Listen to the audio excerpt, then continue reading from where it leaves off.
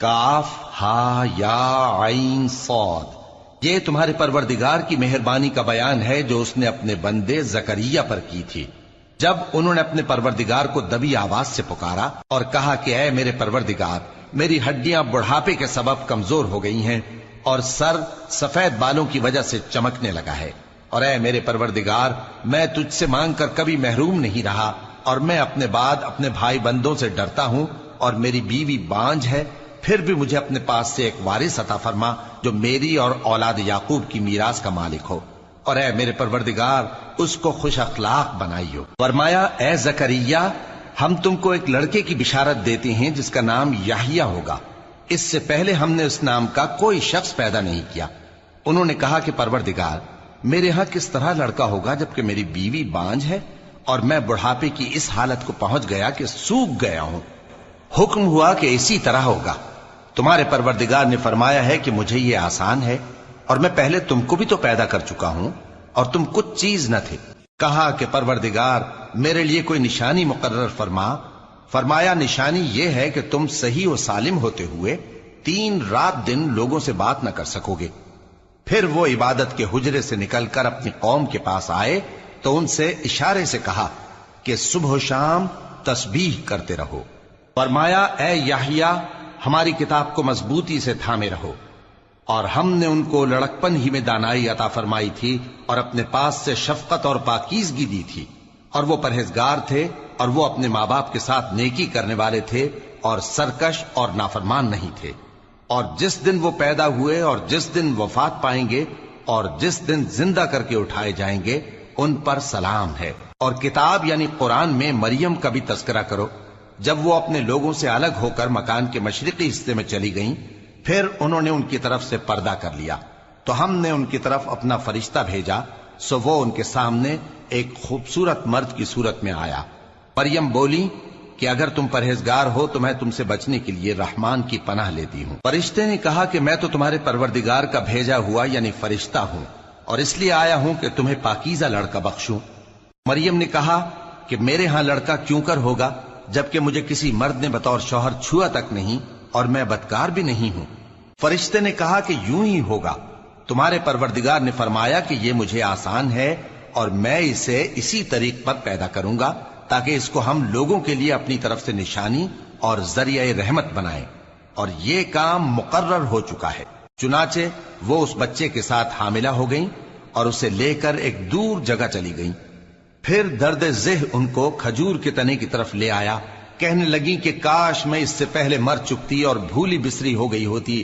تب ان کے ٹیلے کے نیچے کی جانب سے فرشتے نے ان کو آواز دی کہ غمناک نہ ہو، تمہارے پروردگار نے تمہارے نیچے ایک چشمہ پیدا کر دیا ہے، اور کھجور کے تنے کو پکڑ کر اپنی طرف ہلاؤ، وہ تم پر تازہ عمدہ کھجوریں گرائے گا، تو کھاؤ اور پیو اور آنکھیں ٹھنڈی کرو۔ اگر تم کسی آدمی کو دیکھو تو کہنا کہ میں نے اللہ کے لیے روزے کی منت مانی، تو آج میں کسی آدمی سے ہرگز کلام نہیں کروں۔ پھر وہ اس بچے کو اٹھا کر اپنی برادری والوں کے پاس لے آئیں۔ وہ کہنے لگے کہ مریم یہ تو نے برا کام کیا۔ اے ہارون کی بہن، نہ تو تیرا باپ ہی برا آدمی تھا اور نہ تیری ماں ہی بدکار تھی۔ تو مریم نے اس بچے کی طرف اشارہ کیا۔ وہ بولے کہ ہم اس سے کہ گود کا بچہ ہے کیسے بات کریں؟ بچے نے کہا کہ میں اللہ کا بندہ ہوں، اس نے مجھے کتاب دی ہے اور نبی بنایا ہے، اور میں جہاں ہوں اور جس حال میں ہوں اس نے مجھے صاحب برکت بنایا ہے، اور جب تک زندہ ہوں مجھ کو نماز اور زکوٰۃ کا ارشاد فرمایا ہے، اور مجھے اپنی ماں کے ساتھ نیک سلوک کرنے والا بنایا ہے اور سرکش و بدبخت نہیں بنایا، اور جس دن میں پیدا ہوا اور جس دن مروں گا اور جس دن زندہ کر کے اٹھایا جاؤں گا مجھ پر سلام ہے۔ یہ مریم کے بیٹے عیسیٰ ہیں، اور یہ سچی بات ہے جس میں لوگ شک کرتے ہیں۔ اللہ کو شایع نہیں کہ کسی کو بیٹا بنائے، وہ پاک ہے، جب کسی چیز کا ارادہ کرتا ہے تو اس کو یہی کہتا ہے کہ ہو جا تو وہ ہو جاتی ہے، اور بے شک اللہ ہی میرا اور تمہارا پروردگار ہے، تو اسی کی عبادت کرو، یہی سیدھا رستہ ہے۔ پھر اہل کتاب کے فرقوں نے باہم اختلاف کیا، سو جو لوگ کافر ہوئے ہیں ان کو بڑے دن یعنی قیامت کے روز حاضر ہونے سے خرابی ہے۔ وہ جس دن ہمارے سامنے آئیں گے کیسے سننے والے اور کیسے دیکھنے والے ہوں گے، مگر ظالم آج کھلی گمراہی میں ہیں۔ اور ان کو حسرت و افسوس کے دن سے ڈرا دو جب بات فیصل کر دی جائے گی اور وہ غفلت میں پڑے ہوئے ہیں اور ایمان نہیں لاتے۔ ہم ہی زمین کے اور جو لوگ اس پر بستے ہیں ان کے وارث ہوں گے اور ہماری ہی طرف ان کو لوٹنا ہوگا۔ اور کتاب میں ابراہیم کا ذکر کرو، بے شک وہ نہایت سچے تھے، پیغمبر تھے۔ جب انہوں نے اپنے باپ سے کہا کہ ابا، آپ ایسی چیزوں کو کیوں پوچھتے ہیں جو نہ سنیں اور نہ دیکھیں اور نہ آپ کے کچھ کام آ سکیں؟ ابا، مجھے ایسا علم ملا ہے جو آپ کو نہیں ملا، تو میرے ساتھ ہو جائیے، میں آپ کو سیدھی راہ پر لے چلوں گا۔ ابا، شیطان کی پوجا نہ کیجیے، بے شک شیطان اللہ کا نافرمان ہے۔ ابا، مجھے ڈر لگتا ہے کہ آپ کو اللہ کا عذاب آ پکڑے تو آپ شیطان کے ساتھی ہو جائیں۔ اس نے کہا کہ ابراہیم، کیا تو میرے معبودوں کے خلاف ہے؟ اگر تو باز نہ آئے گا تو میں تجھے سنسار کر دوں گا اور تو ہمیشہ کے لیے مجھ سے دور ہو جا۔ ابراہیم نے سلام علیکم کہا اور کہا کہ میں آپ کے لیے اپنے پروردگار سے بخشش مانگوں گا، بے شک وہ مجھ پر نہایت مہربان ہے، اور میں آپ لوگوں سے اور جن کو آپ اللہ کے سوا پکارا کرتے ہیں ان سے کنارہ کرتا ہوں اور اپنے پروردگار ہی کو پکاروں گا۔ امید ہے کہ میں اپنے پروردگار کو پکار کر محروم نہیں رہوں گا۔ اور جب ابراہیم ان لوگوں سے اور جن کی وہ اللہ کے سوا پرستش کرتے تھے الگ ہو گئے تو ہم نے ان کو اسحاق اور اسحاق کو یعقوب بخشے اور ہر ایک کو پیغمبر بنایا، اور ہم نے ان کو اپنی رحمت سے بہت سی چیزیں عنایت کی اور ان کا ذکر جمیل بلند کیا۔ اور کتاب میں موسیٰ کا بھی ذکر کرو، بے شک وہ ہمارے برگزیدہ تھے اور رسول تھے، نبی تھے، اور ہم نے ان کو طور کی داہنی طرف سے پکارا اور باتیں کرنے کے لیے نزدیک بلایا، اور اپنی مہربانی سے ان کو ان کا بھائی ہارون پیغمبر بنا کر عطا کیا۔ اور کتاب میں اسماعیل کا بھی ذکر کرو، وہ وعدے کے سچے اور رسول تھے، نبی تھے، اور وہ اپنے گھر والوں کو نماز اور زکوٰۃ کا حکم کرتے تھے اور اپنے پروردگار کے ہاں پسندیدہ تھے۔ اور کتاب میں ادریس کا بھی ذکر کرو، وہ بھی نہایت سچے تھے، نبی تھے، اور ہم نے ان کو اونچی جگہ اٹھا لیا تھا۔ یہ وہ لوگ ہیں جن پر اللہ نے اپنے پیغمبروں میں سے فضل کیا، یعنی اولاد آدم میں سے، اور ان لوگوں میں سے جن کو ہم نے نوح کے ساتھ کشتی میں سوار کیا، اور ابراہیم اور یعقوب کی اولاد میں سے، اور ان لوگوں میں سے جن کو ہم نے ہدایت دی اور جنہیں برگزیدہ کیا۔ جب ان کے سامنے ہماری آیتیں پڑھی جاتی تھیں تو سجدے میں گر پڑتے اور روتے رہتے تھے۔ پھر ان کے بعد چند ناخلف ان کے جانشین ہوئے جنہوں نے نماز کو ضائع کر دیا اور خواہشات نفسانی کے پیچھے لگ گئے، سو ان قریب ان کو گمراہی کی سزا ملے گی۔ ہاں، جس نے توبہ کی اور ایمان لایا اور عمل نیک کیے تو ایسے لوگ بہشت میں داخل ہوں گے اور ان کا ذرا نقصان نہ کیا جائے گا، یعنی ہمیشہ کی بہشتوں میں جس کا اللہ نے اپنے بندوں سے وعدہ کیا ہے کہ جو ان کی آنکھوں سے پوشیدہ ہے۔ بے شک اس کا وعدہ نیکوکاروں کے سامنے آنے والا ہے، وہ اس میں سلام کے سوا کوئی بیہودہ کلام نہ سنیں گے اور ان کو صبح و شام کھانا ملے گا۔ یہی وہ جنت ہے جس کا ہم اپنے بندوں میں سے ایسے شخص کو مالک بنائیں گے جو پرہیزگار ہوگا۔ اور فرشتوں نے پیغمبر کو جواب دیا کہ ہم تمہارے پروردگار کے حکم کے سوا اتر نہیں سکتے، جو کچھ ہمارے آگے ہے اور جو پیچھے ہے اور جو اس کے درمیان ہے سب اسی کا ہے، اور تمہارا پروردگار بھولنے والا نہیں، یعنی آسمان اور زمین کا اور جو ان دونوں کے درمیان ہے سب کا پروردگار، تو اسی کی عبادت کرو اور اس کی عبادت پر ثابت قدم رہو۔ بھلا تم کوئی اس کا ہم نام جانتے ہو؟ اور کافر انسان کہتا ہے کہ جب میں مر جاؤں گا تو کیا زندہ کر کے نکالا جاؤں گا؟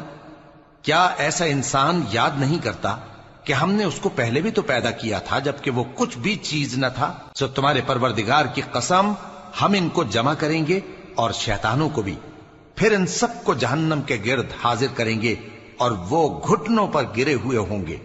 پھر ہر گروہ میں سے ہم ایسے لوگوں کو کھینچ نکالیں گے جو رحمان کے مقابلے میں سخت سرکشی کرتے تھے، پھر ہم ان لوگوں سے خوب واقف ہیں جو اس میں داخل ہونے کے زیادہ لائق ہیں، اور تم میں سے کوئی شخص نہیں مگر اسے اس پر گزرنا ہوگا، یہ تمہارے پروردگار پر لازم ہے، مقرر ہے۔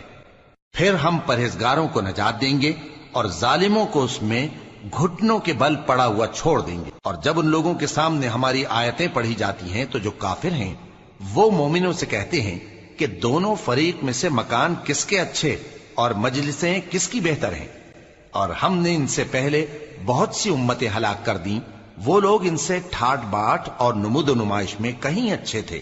کہہ دو کہ جو شخص गुमराही में पड़ा हुआ है, रहमान उसको आहिस्ता आहिस्ता मोहलत दिया जाता है, यहां तक कि जब उस चीज को देख लेंगे जिसका इनसे वादा किया जाता है, खा अजाब और खा कयामत, तो उस वक्त जान लेंगे कि मकान किसका बुरा है और लश्कर किसका कमजोर है।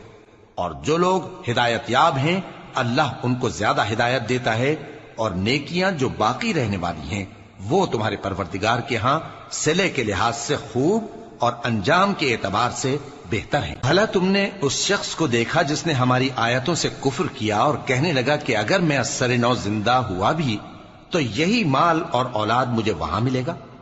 क्या उसने गैब की खबर पाली है या अल्लाह के यहां से अहद ले लिया है? हरगिज नहीं।